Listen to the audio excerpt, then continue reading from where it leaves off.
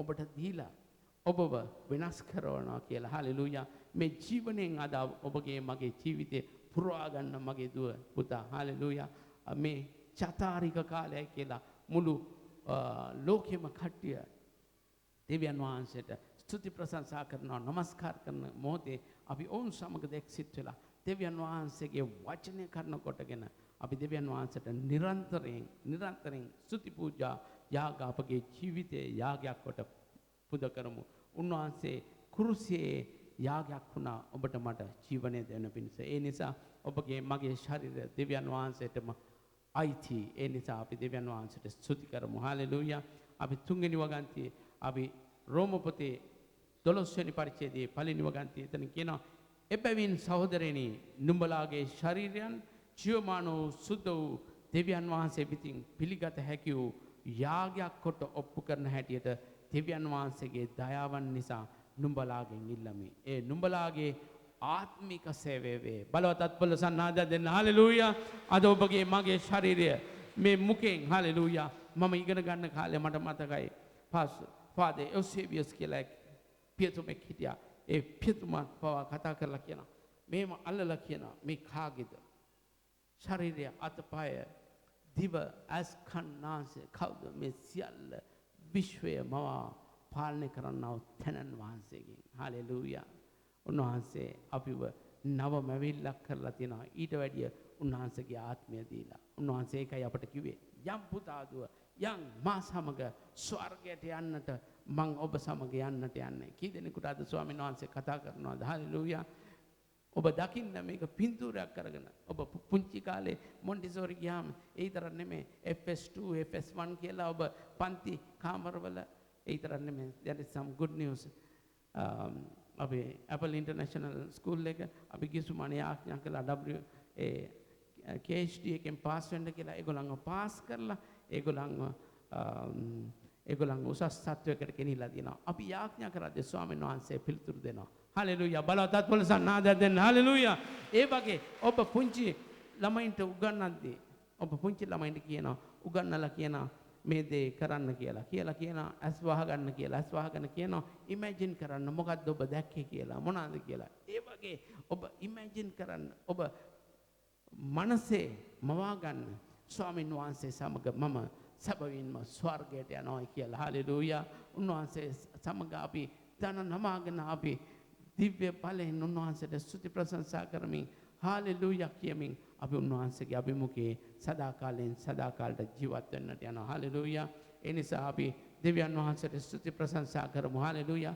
ඔබ මේ දේවල් මෙනෙහි කරනවා නම් ඔබ මේ දේවල් කියවනවා නම් ඔබගේ ජීවිතේ මගේ ජීවිතේ ඒ සියලු දේ සනාථ වෙන්නට යනවා. අපි මතෙව් පොතේ 7 වෙනි පරිච්ඡේදයට මතෙව් පොතේ 7 වෙනි පරිච්ඡේදයේ 24 සහ 25 වෙනි වගන්තිය පොඩ්ඩක් මෙනෙහි කරමු. හලෙලූයා.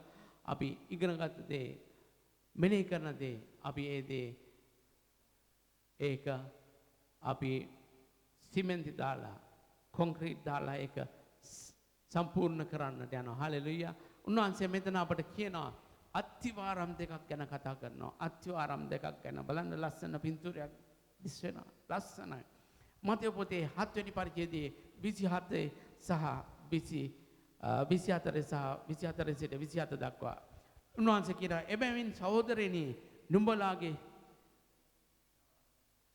දාන්න පුතා එහෙන් යමෙක් මාගේ මේ වචන අසා ඒවා පිළිපදීද ඔහු පර්වතය පිට තමාගේ ගේ සාදාගත් නුවණ ඇති මිනිසෙකුට සමාන කරනු ලබන්නේ. අද කී දෙනෙක් නුවණ ඇති මිනිසෙ වෙන්න ඕනද? අපි කතා කළා මෝඩකම් ගැන. අද කී දෙනෙකුට නුවණ ඇති මිනිසෙ වෙන්න ඕනද? 3 දෙනෙක් විතර ඉන්නවා. කී දෙනෙකුට අද නුවණ ඇති මිනිසෙ වෙන්න ඕනද? හලෙලූයා. මට නම් ඕන නුවණ ඇති මිනිසෙක් වෙන්න. හලෙලූයා. බලවත් අත්පොළ සන්නාදයක් දෙන්න. හලෙලූයා. එහින් යමෙක් මාගේ මේ වචන අසා ඒවා පිළිපදිද ඔහු පර්වතය පිට තමාගේ ගේ සාදාගත් නුවණ ඇති මිනිසෙකුට සමාන කරනු ලබන්නේය.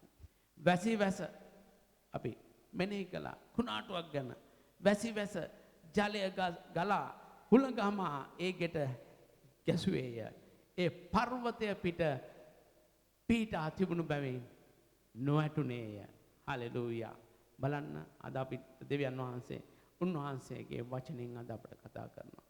කී දෙනෙක් මේ වචන දෙක ඔබගේ මගේ ජීවිතයට ඇතුළු කරගන්නට යනවාද? හලෙලූයා. හොඳ වචනයක්. දෙවියන් වහන්සේගේ වචනය උන්වහන්සේ කිව්වා ආත්මයයි ජීවනයයි කියලා. හලෙලූයා. පේතුරු ඒ 6:68 කිව්වා අපි මේ වචනේ දාලා කොහේ යන්නද කියලා. හලෙලූයා. මේ වචනේ තමයි ඔබ මාව ජීවත් කරවන්නේ. මගේ පුතා දුව මේ වචනේ තමයි ජීවත් කරවන්නේ. හලෙලූයා.